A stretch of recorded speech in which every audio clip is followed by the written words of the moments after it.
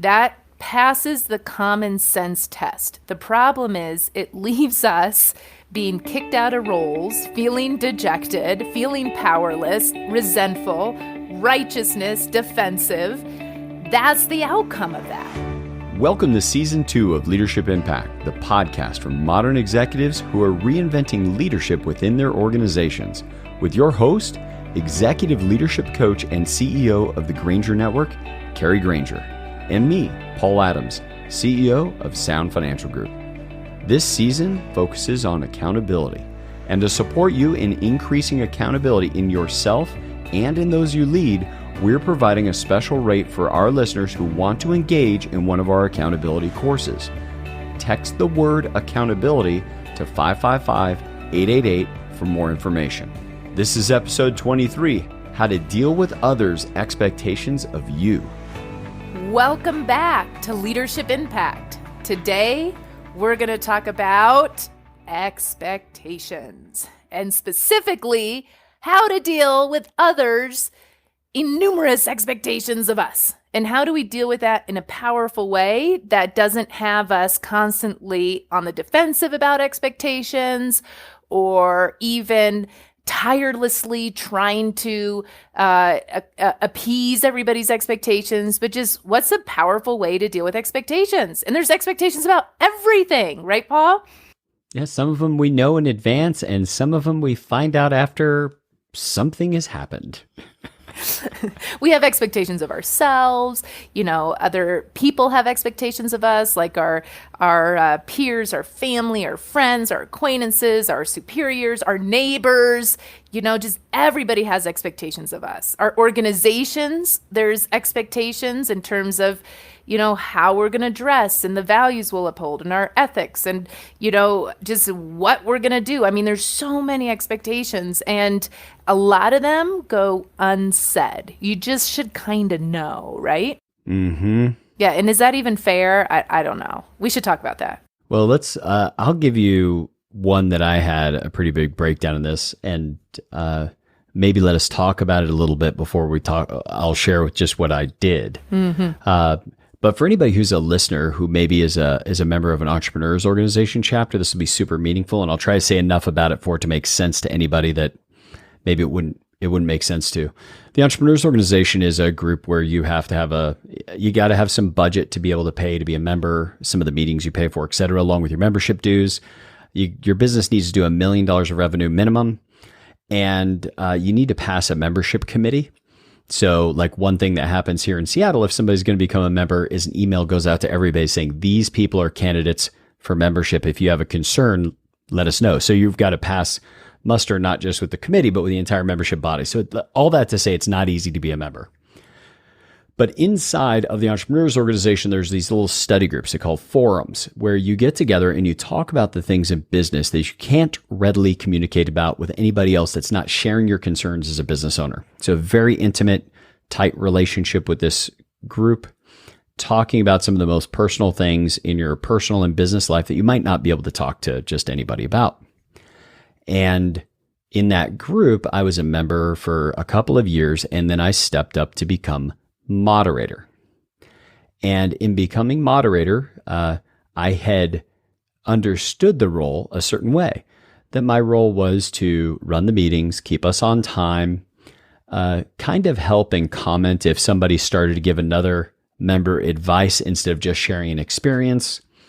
And it was very procedural. So the way I perceived it was my job was to get these things done, agenda out ahead of time, hold the meetings on time, and hold some people accountable for roles. Well, I missed the mark because the expectation was it would be a role where you kind of stay in tune with the members of your group and you check in to see how they're doing and are they satisfied with their forum experience. And if somebody's having a hard time in life, do we need to come alongside them differently right now based upon where they are? And what kind of became, I didn't know this was going on in the background. I'm 6-7 months in to this 1-year role, and an email goes out. One of our members was having a significant breakdown and needed everybody to get together like right now. So the email came across, somebody else jumped on it, started organizing a time. It didn't work for me, so I didn't go. But I also didn't jump on the email strand except at the end to say, okay, guys, that doesn't work for me. Hope everything goes okay for said member. Well, then they got back to me about a week later saying that they wanted me to step down as moderator. Now, for those of you who are in EO and might hear this, if you're not, just imagine this enormous responsibility that's put on you and everybody trusts you to do something. And now people that are not, you don't report to them. Peers. They don't report to you. They are peers. And they're like, we don't want you in this role anymore. And when I had I remember exactly where I was in the parking.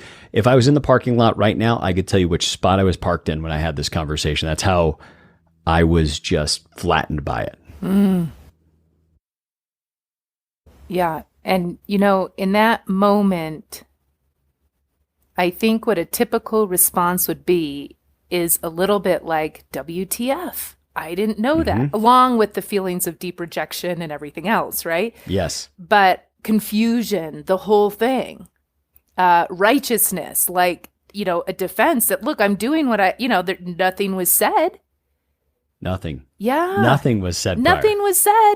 So why should we expect that of you? And how fair is it to be holding you to account for something that we didn't tell you you needed to do and you didn't promise to do?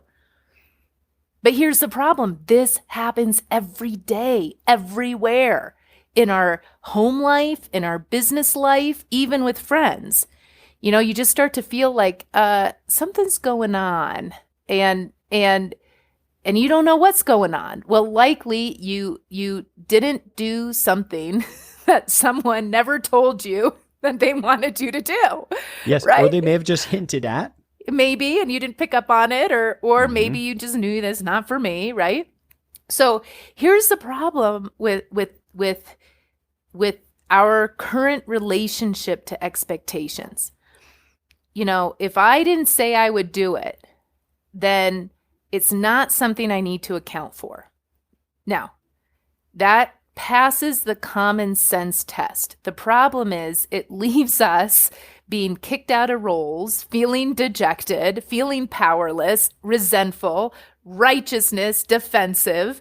That's the outcome of that, right? Yes. Withdrawing. But there's a different path. So the different way to relate to expectations such that you end up in a better place, your relationships improve, you regain, the relation capital you lost, or you regain the trust you lost, maybe even elevate the relationship beyond where it was, and I'm hesitating to say it because I know that at first blush, people aren't going to like this. But if we relate to others' expectations as our word, I did say it. If we relate to others' expectations as our own word and we account for it as if we had promised it even when we didn't, I promise you it's going to go much better. So let me say just a couple things about it, because that is really not fair. Yeah, so there's listeners right now with their hair is up on their necks. Oh, are you kidding? Like, they can't even hear because they're like filled with rage about even the suggestion, right?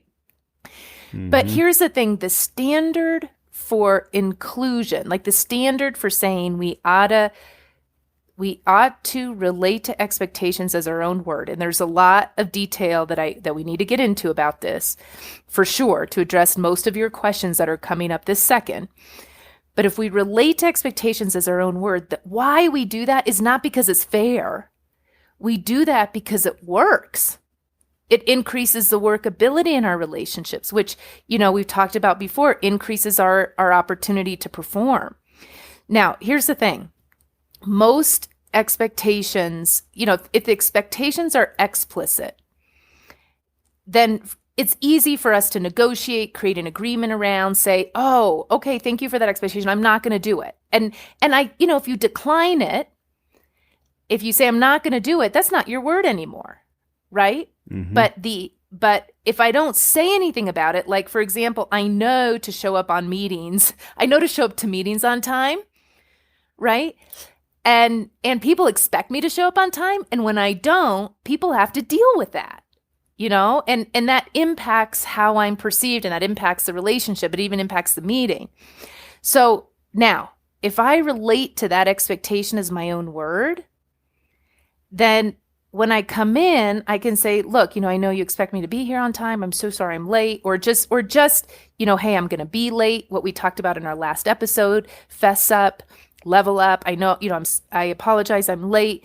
I will ensure that I get whatever I missed. Please don't go back and just continue. Whatever. But you fess up and you deal with the impact. Sometimes just fessing up around that elevates the relationship. So why we should deal with expectations as our word is because it works. Now, whenever I decline an expectation, I don't need to relate to that as my word. Here's the thing in your example, Paul, is that it was implicit. You didn't even know it. But if you related to this as if others' expectations are my word, what's the first thing that you would do in that role? Well, in this case, if others' expectations were my word and I related to it that way immediately. Mm-hmm. So this all happened not long after I went to the first Being a Leader course I ever met you in. Yeah, at the Being a Leader course.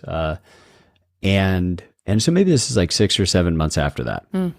Which saved my skin, but it didn't occur to me to do what I should have done earlier, which is checked to see if any of the people's expectations of how I planned on holding the role aligned with how I was going to do it. Like what I planned on doing, going to align with their expectation. I didn't have any sort of, it was like your moderator. I went to moderator training, which is offered by EO, but I saw all of that through the lens of this procedural thing. So all the other stuff that I'm sure was there, I just missed. And so I didn't do anything to say, this is what I'm doing.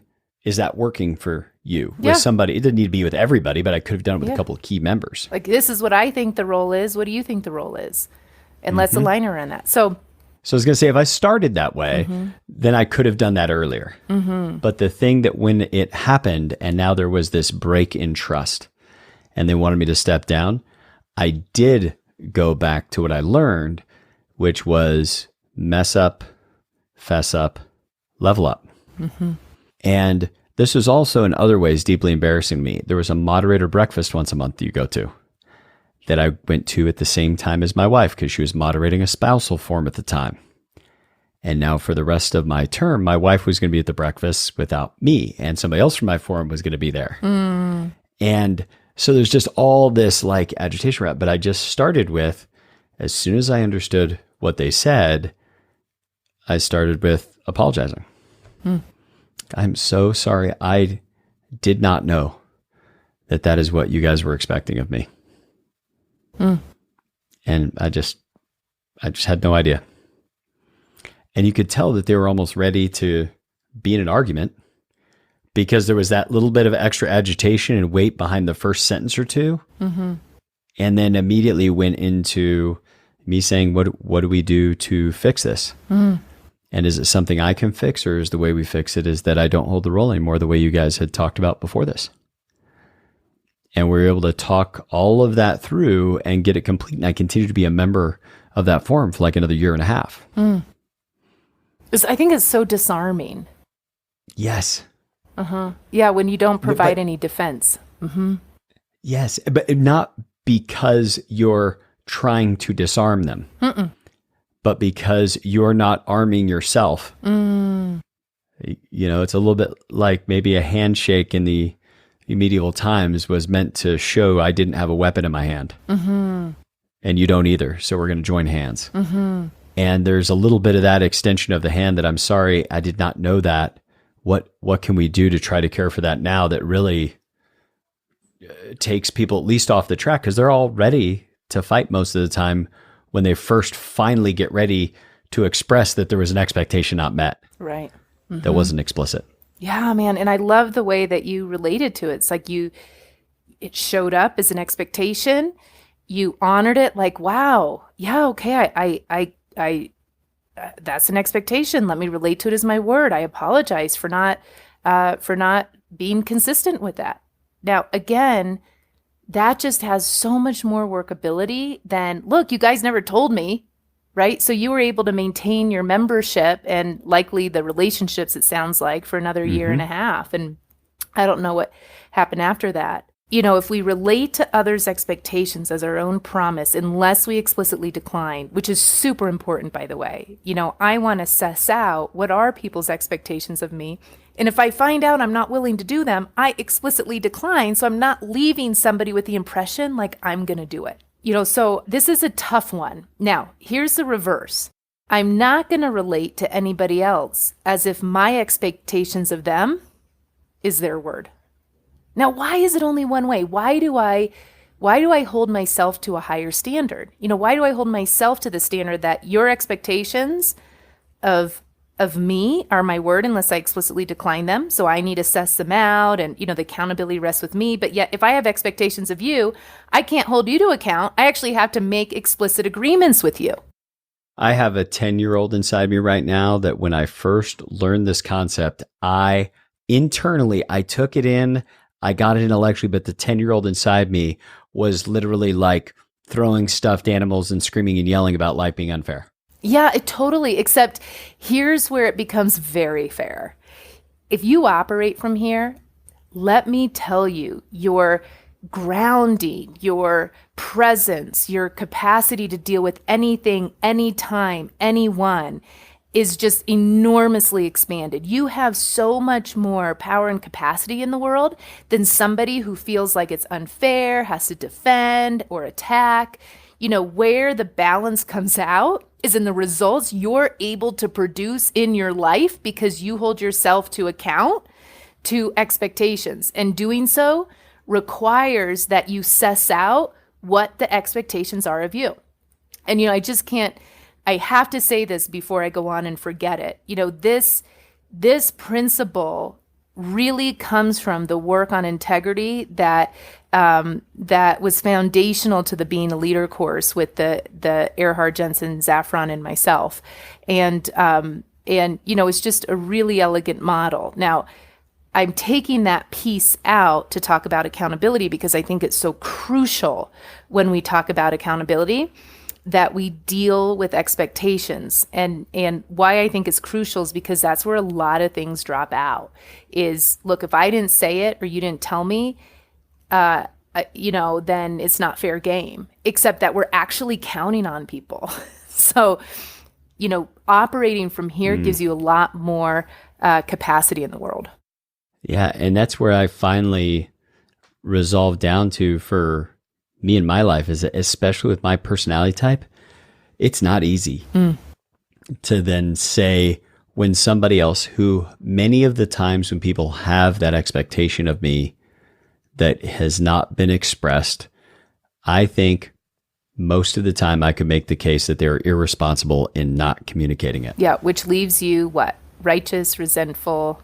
Yeah, all of those things. And armored. Just there's a saying, I don't know where it comes from, but I walk around with every day, is that no man is more righteous than a righteous man with evidence on his side. Oh my gosh.